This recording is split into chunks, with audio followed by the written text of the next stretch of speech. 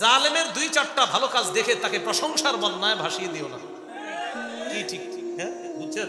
আবার বুঝেন, বুঝে শুনে ঠিক বললেন। জালেমের হাজারো জুলুম ভুইলা গিয়া তার দুই চারটা ভালো কাজ দেখা তাকে প্রশংসার বন্যায় ভাসিয়ে দিও না। কেউ যদি জালেমের হাজার জুলুম ভুলে যায় দুই চারটা ভালো কাজ দেখা, আল্লাহ বলে ফাতামাসসাকুমুন নার, অপেক্ষায় থাকো, আগুন স্পর্শ করবে তোমাদের। এই জন্য এই জায়গাটা ভালো করে মনে রেখে, জালেমের দুই চারটা ভালো কাজ দেখা প্রশংসার বন্যায় ভাসিয়ে দিবেন না। আমাদের অভ্যাস বড় খারাপ। এই মাইকে আমরা যারা বসি, পাশে যদি আইসা কেউ বসে মনে করেন আর এই জালেম আমরা যদি সবাই জানিও, এরপরে বলি তিনি এই তিনি সেই, তিনি বারবার আমাদের এলাকায় আসেন, খেটে খাওয়া মানুষের পাশে বারবার দাঁড়ায়। আসলে আজকে প্রথম আইসি। আচ্ছা আমি যে বললাম বারবার খেটে খাওয়া মানুষের পাশে দাঁড়ায়, বারবার হইলো বলবেন আইনি তো আজকে একটা গোত্র আছে মাকজুমি গোত্র, এই গোত্র সম্ভ্রান্ত গোত্র। এই গোত্রের এক মেয়ে চুরি করছে, মেয়ের নাম ফাতেমা। একটা মেয়ে চুরি করছে, মেয়ের নাম কি? আমাদের নবীজির মেয়ের নাম কি? ফাতেমা। আর যে মেয়েটা চুরি করছে তার নামও ফাতেমা। সম্ভ্রান্ত বংশের মেয়ে চুরি করছে। চুরি করার পর বিষয়টা সবাইকে ভাবিয়ে তুললো, যেমন একটা বংশীয় মেয়ে চুরি করছে, এটা কেমন কথা, তার এখন হাত কাটা হবে। নবীজিরে বইলা দেখে একটু শিথিল করা যায় কিনা বিচারটা। নাউজুবিল্লাহ বলে নেতারা মিটিং করলো, চলো মুহাম্মদের কাছে যাই সাল্লাল্লাহু আলাইহি ওয়াসাল্লাম। যাওয়ার পর মুহাম্মদকে গিয়ে বলবো যে একটু যেন আইনটা শিথিল করে ফাতেমার হাত না কাটা। এই জন্য কি করা যায়? মুহাম্মদ সাল্লাল্লাহু আলাইহি সাল্লামের সাহাবীদের মধ্যে যারা মুরব্বী পর্যায়ের, তাদের সাথে বিষয়টা নিয়ে আগে কথা বলি, তাদের মাধ্যমে নবীর সাথে কথা বলা। মুরব্বীদের কাছে এই বিচার আসছে। আসার পরে মুরব্বী সাহাবীরা বললেন, হ্যাঁ আমরা পারবো না নবীজির কাছে যাই, তোমরা এক কাজ করো। নবীজির নাতি উসামা ইবনে যায়েদ রাদিয়াল্লাহু তাআলা, যাকে নবীজি খুব ভালোবাসে, হাদিসে আসছে হিব্বু রাসূলিল্লাহ, উসামা ছিলেন নবীজির আস্থাভাজন একজন। আর যেহেতু নাতি, আর নাতির প্রতি নানা দাদাদের একটু দুর্বলতা থাকে, এক কাজ করো তোমরা উসামাকে নবীজির কাছে পাঠাও। আমরাও দেখবেন মাঝে মাঝে ঝামেলায় বললে নাতি নাতনিদেরকে পাঠাই দিই, যা তোর নানারে বুঝা, দাদারে বুঝা, আমরা ভয়ে যাই না। উসামা ইবনে যায়েদ রাদিয়াল্লাহু তাআলা নবীজির কাছে গেলেন, আপনার সাথে একটু কথা আছে আমার। কি কথা? আমারে একটা বিষয় জানাইছে একজন মানুষ, সেই বিষয়ে আপনার সাথে কথা বলতে আসছে। বলো কি বললাম? ফাতেমা নামে একটা মেয়ে চুরি করছে, আপনি তো মনে হয় জানেন, এখন তো কোরআনের বিধান অনুযায়ী তার হাত কাটা হবে, বিচারটা কি একটু শিথিল করা যায় না? নবীজি বললেন, উসামা আতাশফাউ ফি হাদ্দিন মিন হুদুদিল্লাহ, আল্লাহর বিচার শিথিল করার ব্যাপারে তুমি আমাকে সুপারিশ করছো? উসামা, আল্লাহর স্থিরকৃত আইন শিথিল করার ব্যাপারে তুমি আমাকে সুপারিশ করছো? নবীজি বুঝতে পারছে উসামা তোমারে কেউ পাঠাইছে, তুমি নিজে থেকে আসো নাই, চলো বাইরে যাই। নবীজি বাইরে গেছে, সবাই দাঁড়ানো। আল্লাহ নবী সবার উদ্দেশ্যে একটা ভাষণ দিলেন, শোনো তোমরা, ফাতেমা নামে একটা সম্ভ্রান্ত মেয়ে চুরি করার কারণে আজকে তোমরা তার ব্যাপারে আমার কাছে সুপারিশ করতেছো। আল্লাহর কসম তোমরা মনে রাখবা, লাউ আন্না ফাতিমাতা বিনত মুহাম্মাদিন সাল্লাল্লাহু আলাইহি ওয়াসাল্লাম সারাকাত লাকাতা মুহাম্মাদুন ইয়াদাহা। নবীজি বললেন, আল্লাহর কসম আমার মেয়ে ফাতেমা যদি আজকে চুরি করত, আমি মুহাম্মদের চাইতে সম্ভ্রান্ত মানুষ দুনিয়াতে আসবে না, আসে নাই। আমার মেয়ের চাইতেও সম্ভ্রান্ত মেয়ে দুনিয়াতে আসে নাই, আসবে না। নবীজি বলেন, আজকে ওই সম্ভ্রান্ত বংশের মেয়ে ফাতেমা চুরি না করে যদি আমার মেয়ে ফাতেমা চুরি করতো, আল্লাহর কসম কোরআনের বিধান অনুযায়ী আমি নবী মুহাম্মদ আমার কন্যা ফাতেমার হাত আমি কেটে দিতাম, আমার মেয়েকে আমি ছাড়তাম না। তোমরা কোন ফাতেমার ব্যাপারে আসো? এটার নাম ইনসাফ। এটার নাম কি? মুসলিম শাসকের 2 নাম্বার গুণ, তিনি ইনসাফ করেন। মুসলিম শাসকের 3 নাম্বার গুণ, অন্যায়ের পথ পরিহার করে তিনি ন্যায়ের পথে চলবেন। আরবিতে 2টা সুন্দর আরবি আছে, ইফসাদের পথ পরিহার করে তিনি ইসলাহের পথে চলবে, ফিতনার পথ পরিহার করে তিনি সংশোধনের পথে চলবে। এটা 3 নাম্বার গুণ। সূরা আরাফের 142 নম্বর আয়াতে আল্লাহ বলেন, মুসা নবী যখন তুর পাহাড়ে গেলেন তাওরাত কিতাব আনার জন্য, আল্লাহ বললেন 30 রাত থাকতে হবে আপনার। এই 30 রাত ইতিকাফ করার পর আল্লাহ কি দিয়ে দিবে? তাওরাত কিতাব। পরে আল্লাহ আরো 10 রাত বাড়াইছে, এ হলো 40। আল্লাহর ভাষাটা এইভাবে, ওয়া আদনা মুসা 30 লাইলা, আমি মুসাকে 30 রাতের ওয়াদা করলাম।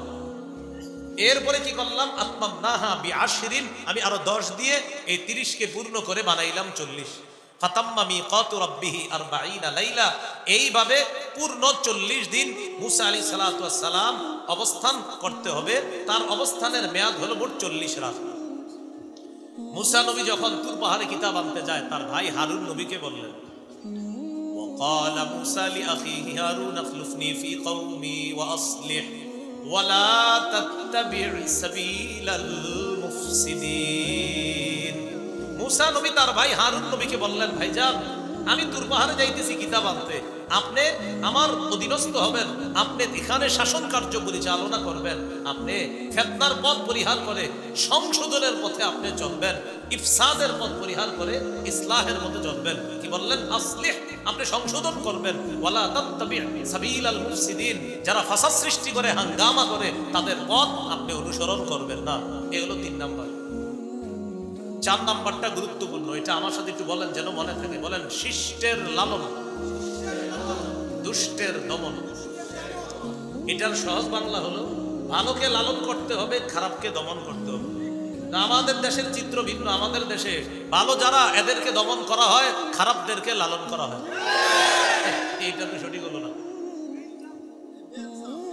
খারাপকে করা হয় লালন, ভালোকে করা হয় দমন। এরকম বেইনসাফি আমাদের দেশে আর চলতে দেওয়া ঠিক হবে না। আলেমদেরকে বিনা অপরাধে বারবার কষ্ট দেওয়া, নির্যাতনের শিকার করা, এই জাতীয় একটা আইন হতে হবে যে যে কোনো বিষয়ে ওলামায়ে কেরামকে কেন নিশানা বানানো হয়, এটার একমাত্র উদ্দেশ্য ইসলামের বিরোধিতা করা। 4 নাম্বার গুণ, শিষ্টের লালন, দুষ্টের দমন। দলিল সূরা কাহফের 83 থেকে 92 নম্বর আয়াত। লম্বা আয়াতের অনুবাদ আপনাদেরকে করে দিচ্ছি। এখানে যুলকারনাইন বাদশার 2টি সফর সম্পর্কে আল্লাহ আলোচনা করছে। যারা আপনারা কোরআন পড়াশোনা করেন মনে রাখার জন্য বলছি, যুলকারনাইন বাদশার ঐতিহাসিক 3টা সফর আছে। একটা সফর হয়েছে পৃথিবীর একদম পশ্চিমে, আরেকটা পৃথিবীর একদম পূর্বে। আরেকটা সফর কোন দিকে হয়েছে এটা কোরআনে নাই। একটা সফর পৃথিবীর পূর্ব প্রান্তে, এটা কোরআনে আছে। আরেকটা সফর পশ্চিম প্রান্তে, এটাও কোরআনে আছে। আরেকটা সফর কোরআনে আছে, কিন্তু কোন দিকে, দিকটা কোরআনে নাই। মুফাসসিরিনে কেরাম গবেষণা করে বলছে আরেকটা সফর হয়েছে তার উত্তর দিকে। তাহলে উত্তর দিকের বর্ণনাটা এটা আল্লাহ সরাসরি বলেন নাই, এটা মুফাসসিরিনে কেরাম গবেষণা করে বলছে। উত্তর দিকে রাশিয়ার দিকে হয়েছে তার 3 নাম্বার সফরটা। বাকি আমরা 4 নাম্বার যেটা শিষ্টের লালন, দুষ্টের দমন, এই দলিল নিব আমরা সূরা কাহফের 83 থেকে 92 নম্বর আয়াত। মানে 2টা সফর থেকে আমরা দলিল নিব। একটা হলো পৃথিবীর পূর্ব পাশের সফর, আর একটা পশ্চিম পাশের সফর। যুলকারনাইন বাদশার ব্যাপারে একটা কথা মনে রাখবেন। আল্লাহ তাআলা পবিত্র কোরআনের 16 নম্বর পারা 1 নম্বর পৃষ্ঠার শেষ, 2 নম্বর পৃষ্ঠার শুরু, 16 নম্বর পারার প্রথম পৃষ্ঠার শেষে আছে, দেখবেন ওয়াসআলুনাকা আন যুলকারনাইন কুল সাআতলু আলাইকুম মিনহু যিকরা। বাস 1 নম্বর পৃষ্ঠা শেষ হয়ে গেছে। এরপরে 2 নম্বর পৃষ্ঠা, ইন্না মাক্কান্না লাহু ফিল আরদি ওয়া আতাইনাহু মিন কুল্লি শাইইন সাবাবা। যুলকারনাইন বাদশার যোগ্যতা হলো তিনি যেখানে যাইতেন তার যা যা প্রয়োজন হতো আল্লাহ তাআলা তাকে সেই প্রয়োজনীয় জিনিসটা ব্যবস্থা করে দিতেন। এটা তার একটা যোগ্যতা আল্লাহ দান করেছেন। বাদশা যুলকারনাইন সফর করতে করতে পৃথিবীর একদম পশ্চিম প্রান্তে চলে গেলেন, যেখানে সূর্য অস্ত যায়। আল্লাহ তাআলা কোরআনে বলেন, হাত্তা ইযা বালাগা মাগরিবাশ শামসি ওয়াজাদাহা তাগরুবু ফি আইনিন হামিআ। যুলকারনাইন বাদশা পৃথিবীর একদম পশ্চিম পাশে গিয়ে দেখলেন একটা কাদাযুক্ত জলাশয়ের মধ্যে যেন সূর্যটা ডুবে যাচ্ছে। আবার বলছি অনুবাদটা, ওয়াজাদাহা তাগরুবু, সূর্যটাকে পাইলেন, তাগরুবু সূর্যটা ডুবে যাচ্ছে, ফি আইনিন হামিআতিন, কাদাযুক্ত জলাশয়ের মধ্যে যেন সূর্যটা ডুবে যাচ্ছে। তো ওই সূর্যটা যখন ডুবে যাচ্ছে, যুলকারনাইন বাদশা দেখলেন সেখানে একটা জাতি আছে, যেখানে সূর্য ডুবে এর এই পাশে একটা জাতি আছে। এই জাতি আল্লাহর সাথে শিরিক করে, বলি নাউজুবিল্লাহ। আল্লাহ তাআলা যুলকারনাইন বাদশাকে ওই মানুষগুলোর উপরে নগদ ক্ষমতা প্রতিষ্ঠিত করলেন। একটা যুলকারনাইন বাদশার ক্ষমতা ছিল সারা পৃথিবীতে, একটা হলো যেখানে যাইতেন সেখানে আল্লাহ তার ক্ষমতা প্রতিষ্ঠিত করে দিতেন। এটা কোরআনে আসবে। বাকি কোরআনে আল্লাহ ডাইরেক্ট বলে দিছি, ইন্না মাক্কান্না লাহু ফিল আরদ, পুরো পৃথিবীতে আমি যুলকারনাইনের ক্ষমতা প্রতিষ্ঠিত করেছি পৃথিবীতে। তো সেখানে গেলেন, যাওয়ার পর যুলকারনাইন বললেন, আমি তোমাদের শাসক, আল্লাহর পক্ষ থেকে মনোনীত। এবার আল্লাহ যুলকারনাইন বাদশাকে বললেন, বাদশা তাদের ব্যাপারে আপনার দুইটা অপশন আছে। কুলনা ইয়া যুলকারনাইনি ইম্মা আন তুআযিবা ওয়া ইম্মা আন তাত্তাখিযা ফীহিম হুসনা। বাদশা আপনি চাইলে তাদেরকে শাস্তি দিতে পারেন অথবা তাদের ব্যাপারে ভালো কিছু গ্রহণ করতে পারেন। যুলকারনাইন বাদশা জবাব দিয়ে দিলেন, قال أما من ظلم فسوف نعذبه ثم يرد إلى ربه فيعذبه عذابا نكرا وأما من آمن وعمل صالحا فله جزاء الحسنى। বাদশা যুলকারনাইন বললেন, আমি দাওয়াত দিব, দাওয়াত দেওয়ার পর যারা আমার দাওয়াত গ্রহণ করবে তারা হবে ভালো, আমি তাদেরকে লালন করব। আর আমি দাওয়াত দেওয়ার পরে যারা আপনার শিরিক ছাড়বে না, যারা জুলুম করবে, যারা অন্যায় করবে, যারা নির্যাতন করবে, জুলুমের পথ যারা পরিহার করবে না, আমি তাদেরকে দমন করব। বাদশা জানায়া দিলেন, ভালোদেরকে লালন করব, জালেমদেরকে দমন করব। এই জন্য মনে রাখবেন, ভালোকে লালন করা, জালেমকে দমন করা এটা ছিল উচিত, কিন্তু উল্টানো যেন না হয় যে জালেমকে লালন আর ভালোকে দমন। এমন যদি হয়ে যায় তাহলে দেশের উপরে গজব আগে যা আসছে এর চেয়ে আরো বড় গজব আসবে। জালেমের সহযোগী হওয়ার কোনো সুযোগ নাই। বলেন, জালেমের সহযোগী হওয়ার কি নাই? 12 12 13 নম্বর পৃষ্ঠা সূরা হুদের 113 নম্বর আয়াতে আল্লাহ বলেন, ওয়ালা তারকানু ইলাল্লাযীনা যালামু ফাতামাসসাকুমুন নার। আল্লাহ বলেন, তোমরা জালেমদের অনুরক্ত হও না, জালেমদের প্রতি ঝুঁকে পড়ো না। এই আয়াতের ছোট্ট একটা ব্যাখ্যা হলো, জালেমের 2-4টা ভালো কাজ দেখে তাকে প্রশংসার বন্যায় ভাসিয়ে দিও না। কি ঠিক? হ্যাঁ, বুঝছেন? আবার বুঝেন, বুঝে শুনে ঠিক বললেন। জালেমের হাজারো জুলুম ভুইলা গিয়া তার 2-4টা ভালো কাজ দেখা তাকে প্রশংসার বন্যায় ভাসিয়ে দিও না। কেউ যদি জালেমের হাজার জুলুম ভুলে যায় 2-4টা ভালো কাজ দেখা, আল্লাহ বলে ফাতামাসসাকুমুন নার, অপেক্ষায় থাকো, আগুন স্পর্শ করবে তোমাদের। এই জন্য এই জায়গাটা ভালো করে মনে রাখবেন, জালেমের 2-4টা ভালো কাজ দেখা প্রশংসার বন্যায় ভাসিয়ে দিবেন না। আমাদের অভ্যাস বড় খারাপ। এই মাইকে আমরা যারা বসি, পাশে যদি আইসা কেউ বসে মনে করেন, আর এই জালেম আমরা যদি সবাই জানিও, এরপরে বলি তিনি এই, তিনি সেই, তিনি বারবার আমাদের এলাকায় আসেন, খেটে খাওয়া মানুষের পাশে বারবার দাঁড়ায়। আসলে আজকে প্রথম আইসি। আচ্ছা, আমি যে বললাম বারবার খেটে খাওয়া মানুষের পাশে দাঁড়ায়, বারবার হইলো বললেন আইনি তো আজকে প্রথম, তাহলে বারবার এটা মিথ্যা হলো না সত্য হলো? আর উনিও পাশে বসে মাথা নাড়ায়, মাথা নাড়ায়। আপনিও তো বলা উচিত ছিল যে হুজুর আপনি আমার নামে মিথ্যা কথা করেন, আমি তো আজকে প্রথম আইসি। এই অবস্থা, 50টা প্রশংসা করে আর 40টা মিথ্যা কথা আর 2টা সত্য কথা, আর পাশে বসে উনি। এই জন্য তাকি উসমানী সাহেব এই আয়াতের ব্যাখ্যায় শেখুল ইসলাম আল্লামা তাকি উসমানী বলছে, আরে ভাই, জালেমের তুমি এত প্রশংসা করবা কেন? জালেম সামনে আসলে তোমার সাথে যদি সামান্য কথা হয়, বাস এতটুকুই, কেমন আছেন, ভালো আছি, শেষ, আর বেশি কিছু বললো না, বাস ওখান থেকে কেটে পড়ো। শেখুল ইসলাম লিখছে এই কথা। আল্লাহ আমাদেরকে হেফাজত করে। তাহলে জালেমের সাথে সর্বোচ্চ সৌজন্যতা বোধ রক্ষা করা যাবে। বাস কেমন আছে আপনাদের জিগাইলে আলহামদুলিল্লাহ ভালো আছে, শেষ, এর চেয়ে বেশি কিছু বললেন না আপনি, এত প্রশংসা করার দরকার নেই। তাহলে কি শিখলাম? ভালোকে লালন করতে হবে, খারাপকে দমন করতে হবে। এটা মুসলিম শাসকের 4 নাম্বার গুণ। মুসলিম শাসকের 5 নাম্বার গুণ ও বলে দিচ্ছি। যুলকারনাইনের দ্বিতীয় সফর ছিল পৃথিবীর পূর্ব প্রান্তে, যেখানে সূর্য ওঠে। সেখানে গিয়েও তার এটাই ছিল যে যারা জালেম তাদেরকে তিনি লালন করবে, আর যারা ভালো, যারা জালেম তাদেরকে তিনি দমন করবে, আর যারা ভালো তাদেরকে তিনি লালন করবে। একই কথা। 5 নাম্বার মুসলিম শাসকের 5 নাম্বার গুণ, জনগণের জন্য অকাতরে বিলিয়ে দেওয়া। কার জন্য অকাতরে বিলিয়ে দেওয়া? জনগণের জন্য অকাতরে বিলিয়ে দেওয়া। কথার কথা, আপনাদের এলাকায় বিদ্যুৎ লাগবে, বিদ্যুৎ, এখন বিদ্যুতের লাইন চলে আসছে, খাম্বা বসে গেছে। এবার বলতেছে ঘরে ঘরে বিদ্যুৎ তখনই পৌঁছবে, প্রত্যেক ঘরের মালিক 7,000 টাকা করে দিতে হবে। কেন 7,000 দিতে হবে? এটা কেন?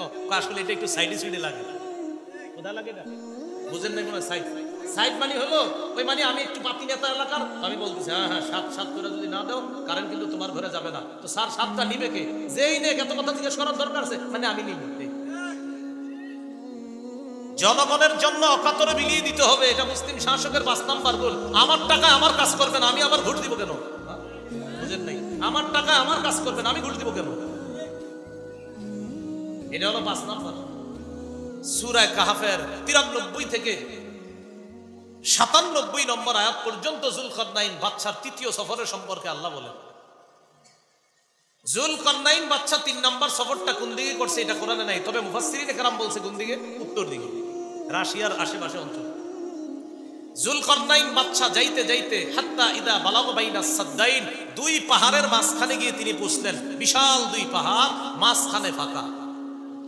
সেখানে যাওয়ার পর একটা জাতি পাইলেন, যেই জাতি জুলকারনাইন বাদশার ভাষা বুঝে না। আমি আগেই বলছি আল্লাহ তাআলা জুলকারনাইন বাদশাকে একটা আজীব যোগ্যতা দিয়েছে, তার যা প্রয়োজন হতো আল্লাহ ব্যবস্থা করে দিতেন। তো যেহেতু তিনি তাদের ভাষা বুঝে না, আল্লাহ একজন দুভাষীর ব্যবস্থা করে দিয়েছে। জুলকারনাইন তাদের সাথে দুভাষীর মাধ্যমে কথা বলতেন। তারা জুলকারনাইন বাদশাকে বলল, বাদশা, এই পাহাড়ের ওই পাশে দুইটা জালেম গোষ্ঠী আছে, আমাদের উপর জুলুম করে। ইন্না ইয়াজুজা ওয়া মাজুজা মুফসিদুনা ফিল আরদ, একটা জাতির নাম ইয়াজুজ আর একটার নাম মাজুজ। এই দুই জাতি পাহাড়ের ওই পাশে থাকে, তারা আমাদের উপর লুটতরাজ চালায়। রাতের বেলা আইসা আমাদের ঘর বাড়ির উপর লুটতরাজ চালায়, হামলা চালায়, আমাদের সম্পদগুলো ছিনতাই করে নিয়ে যায়। বাদশা, আপনি কি দুই পাহাড়ের মাঝখানে ফাঁকা জায়গাটা একটু বন্ধ করার ব্যবস্থা করবেন? যদি কিছু টাকা পয়সা লাগে আপনারা আমরা দিব। তারা বলবে, ফাহাল নাজআলু লাকা খারজান আলা আন তাজআলা বাইনানা ওয়া বাইনাহুম সাদ্দা, এই যে আপনি আমাদের মাঝে আর তাদের মাঝে দেয়ালটা করে দিবেন, প্রয়োজনে যদি কিছু ট্যাক্স টুক্স দিতে হয় আমরা দিব, সমস্যা নাই, তাও আপনি কাজটা করে দেন। বাদশারে ঘুষের অফার করছে। বাদশা কি জবাব দিলেন দেখেন, ক্বালা মা মাক্কান্নী ফীহি রাব্বী খায়র, আরে তোমরা আমারে কি বলো টাকা দিবা, আল্লাহ আমারে যা দিছে অনেক উত্তম। সুবহানাল্লাহ, আমাকে যে ক্ষমতা আল্লাহ দান করেছেন, এই ক্ষমতায় আমি মানুষের জন্য দিব, এই ক্ষমতা আল্লাহ আমারে দিছে, আমি যেন জনগণের জন্য অকাতরে বিলিয়ে দেই। তোমরা আমার জনগণ, তোমাদের উপর আল্লাহ আমাকে ক্ষমতায় অধিষ্ঠিত করেছেন তোমাদেরকে নেওয়ার জন্য না, আল্লাহ আমাকে ক্ষমতা দিয়েছে তোমাদেরকে দেওয়ার জন্য। দেখছেন কারে কয় শাসক? একটু চিন্তা করেন তো, ওই শাসক আর এই শাসক। তবে তোমরা একটু কাজ করো, ফাআইনুনি বিকুওয়া, আমার একটু সহযোগিতা করতে পারবা শক্তি দিয়া? কি লাগবে বাচ্চা বলেন? ওই যে লোহার পাতগুলা, এই পাতগুলা একটু বহন করে আনবা। এটা কোনো ব্যাপার না, শক্তিশালী জাতি ছিল, লোহার পাত আনছে। আনার পর দুই পাহাড়ের মাঝখানে লোহার পাতগুলা রাখছে। রাখার পর কোরআনের ভাষা, হাত্তা ইদা সাওয়া বাইনা সাদাফাইন, দুই পাহাড়ের মাঝামাঝি একদম চূড়া পর্যন্ত আপনার ওই পার্টিশন হয়ে গেছে। দুই পাহাড়ের সর্বোচ্চ উঁচা, এই পাশে একটা পাহাড়, এই পাশে একটা পাহাড়, মাঝখানে যে ফাঁকা জায়গাটা, এই পরিমাণ আপনার উঁচা পরিমাণ দেয়াল করলেন জুলকারনাইন। দুই পাহাড়ের একদম সর্বোচ্চ চূড়া পর্যন্ত লোহার পাতগুলা উনি খালি জায়গায় রেখে দিলেন। এবার একটু বুঝেন, লোহার পাত রাখছে তো ইয়াজুজ মাজুজ যে ভয়ঙ্কর জাতি, এটা ধাক্কা দিলে পড়ে যাবে। এখন কি করা দরকার? পার্টিশন দিতে হবে লোহার এই পাতগুলাকে। বাদশা জুলকারনাইন বললেন, এক কাজ করো, তোমরা আগুন জ্বালাও, উনফুকু, তোমরা বাতাস দাও, আগুনের মধ্যে বাতাসের ব্যবস্থা করো। এই আয়াতে গবেষণা করে বর্তমান কামার শিল্প, কামার, আরে কামার আছে না, কামার, ওই যে দা লোহা বানায়, এই দা লোহা বানায় কোরআনের এই আয়াতের উপর গবেষণা করে এই শিল্প আবিষ্কার। ফুকু, আগুনের মধ্যে বাতাসের ব্যবস্থা করো। বাতাস দেওয়া হলো, আগুন দাউ দাউ করে জ্বলতেছে। সেখানে উনি সীসা গলাইলেন, কোন বর্ণনায় তামা অথবা অন্য কোনো মেডিসিন গলাইলেন।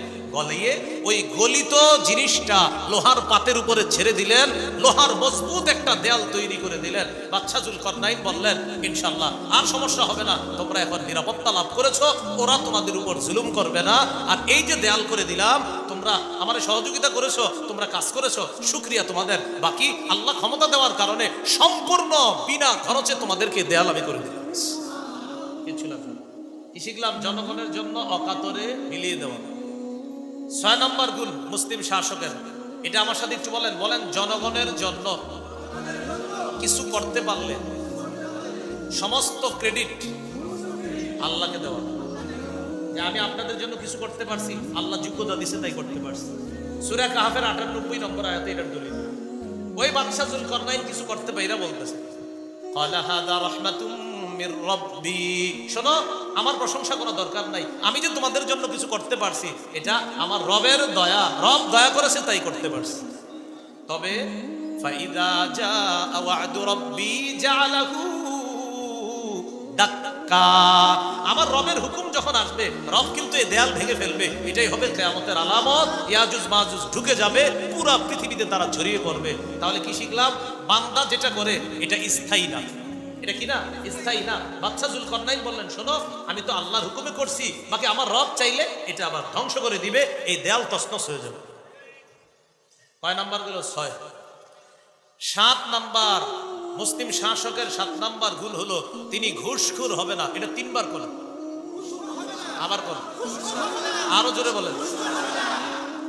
সূরা নামলের 35-36 নম্বর আয়াত, সূরাতুন নামল 35-36 নম্বর আয়াত, 19 পারা 18 নম্বর পৃষ্ঠা।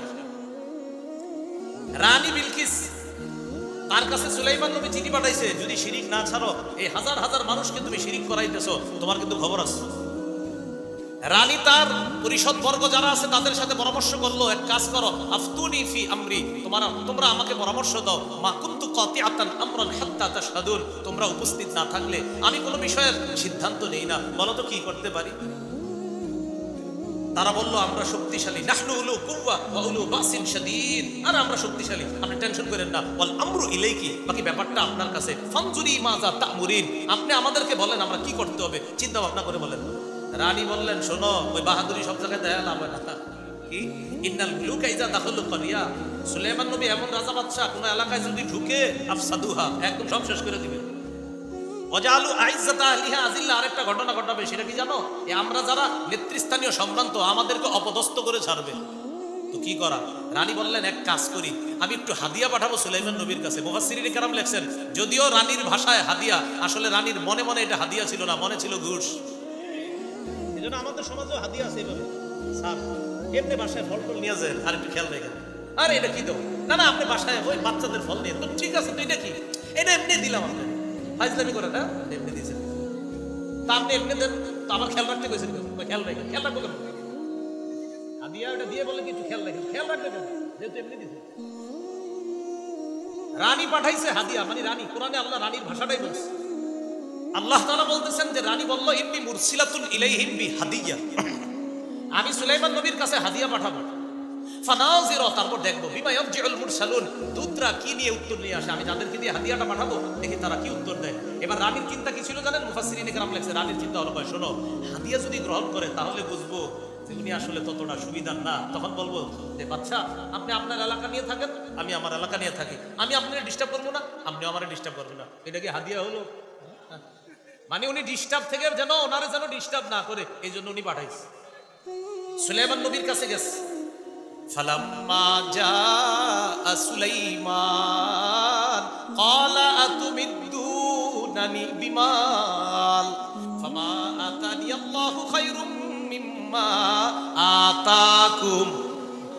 সুলাইমান নবী বললেন আমাকে সম্পদ দিয়ে সাহায্য করতে চাও, আল্লাহ আমার যা দিছে তোমাদেরকে যা দিছে এর চাইতে কোটি গুণ বেশি দামি জিনিস আল্লাহ আমারে দান করছে। হাদিয়ার নামে যে আমার কাছে কি আনছো আমি ভালো করে বুঝছি, যাও ফেরত নিয়ে যাও। সুবহানাল্লাহ। তাহলে সব হাদিয়া হাদিয়া না, বলেন সব হাদিয়া, স্যার খেয়াল রাখেন এটা হাদিয়া না, তাহলে সব হাদিয়া হাদিয়া না, হাদিয়া হইলে আবার খেয়াল রাখবেন। তাহলে কি শিখলাম? 7 নাম্বার, মুসলিম শাসক কি খোর হবে না। রানীর কাছে জবাব আসছে, রানী না আপনি যে নিয়তে পাঠাইছেন কাজ হবে না। রানী বলছে বুঝতে পারছি, চলো সবাই। কোথায়? চলো একসাথে যাই। সবাই আসছে। আয়েশা সুলাইমান নবীর কাছে আয়েশা বলতেছে ইন্নী আসলামতু মা সুলাইমানা লিল্লাহি রাব্বিল আলামিন, সুলাইমান নবীর সাথে বিশ্ব জগতের রবের কাছে আমি রানীও আত্মসমর্পণ। এই হলো 7 নাম্বার গুণ মুসলিম শাসকের। মুসলিম শাসকের 8 নাম্বার গুণ, মুসলিম শাসক রক্ষণাবেক্ষণ এবং হালাল অর্থনীতিতে পারদর্শী হবে। কি অর্থনীতি? সুদী অর্থনীতি না। মুসলিম শাসকের 8 নাম্বার গুণ, মুসলিম শাসক রক্ষণাবেক্ষণ এবং হালাল অর্থনীতিতে পারদর্শী হবে। তিনি অর্থনীতিতে গবেষণা করে চিন্তা করবে আগামী 10 বছর পর আমাদের দেশে অর্থনীতিতে কি কি সমস্যা হতে পারে এবং এই সমস্যার সমাধান বৈধভাবে কিভাবে করা যায়। এই গুণে গুণান্বিত হওয়া, এটা মুসলিম শাসকের 8 নাম্বার গুণ। দলিল সূরা ইউসুফ 55 নম্বর আয়াত, 13 পারা 1 নম্বর পৃষ্ঠা। ইউসুফ নবী জেলখানা থেকে বের হলেন। উনি চিন্তা করলেন যে পরিমাণ দুর্নীতিবাজ দেশে আছে ক্ষমতাটা আমারই নিতে হবে। ইউসুফ নবী বাদশাকে বললেন ইজআলনি আলা খাযাইনিল আরদ, খাদ্য মন্ত্রণালয়ের দায়িত্ব কাউরে দিয়েন না, আমারই দেন। কেন? দেশে সমস্যা হবে, 7 বছর সমস্যা থাকবে। ওই যে স্বপ্নের ব্যাখ্যা। তো কি করা? যাদের হাতে দায়িত্ব আছে ওরা থাকলে পুরো সব শেষ করে ফেলবে। কি করে ফেলবে? বলেন না কি করে ফেলবে? ইহাকে বলা হয় সিন্ডিকেট। বুঝবেন না আপনারা? কখনো ঝামেলা অর্থনীতি নিয়ে ওয়াজ করলে আমি বলবো যে ঝামেলা অর্থনীতিতে আমাদের দেশ কিভাবে চুষে চুষে খায়, এটা একটা ওয়াজ আছে। গত রমজানের আগের দিন কোথায় জানি ওয়াজ করছি খেজুরের দাম বাড়ানোর পর, যে খেজুরের দাম কেন বাড়লো, এই একটা ওয়াজ করছি। ওয়াজ করার পর খেজুর ব্যবসায়ীরা কয় আপনি ওয়াজ করলেন, এটা কোনো কথা হলো? আমি বললাম ওয়াজ তো করছি কোরআন হাদিস থেকে, পারলে কোরআনের হাদিসের ভুল ধরেন। আমি তো আপনারে বলি নাই খেজুরের দাম রমজান আসলে আপনি কেন বাড়ান? নিশ্চিত করে সিন্ডিকেট কাজ করে, সিন্ডিকেটের মুখোশ উন্মোচন করে দেন। কেন বাড়ান না? তরমুজের দাম রমজান আসলে যখন দেখে স্টক করে রাখে, যখন গরমটা কঠিন করে বাস তখন ছাড়ে। কেন এতদিন তরমুজ ছাড়েন নাই? কেন কেন এটা মুসলমানদেরকে কষ্ট দিবেন? জানেন না ইহতিকার ইস্তিবার নিষেধ আছে হাদিসের মধ্যে? এইভাবে গুদামজাত করে মুসলমানদেরকে কষ্ট দেওয়া নিষেধ, এটা জানেন না? তো এইভাবে আপনার বলছিলাম 8 নাম্বার হালাল অর্থনীতিতে পারদর্শী হওয়া। ইউসুফ নবী বললেন ইজআলনি আলা খাজাইনিল আরদ, আমাকে খাদ্য মন্ত্রণালয়ের দায়িত্ব দেন, অর্থনীতির ব্যাপারে আমি ভালো বুঝি। পরে কি বলে দেখেন, ইন্নী হাফিজুন, আমি রক্ষণাবেক্ষণকারী, আলিমুন, আর এই বিদ্যায় আমি যথেষ্ট পারদর্শী। সুবহানাল্লাহ।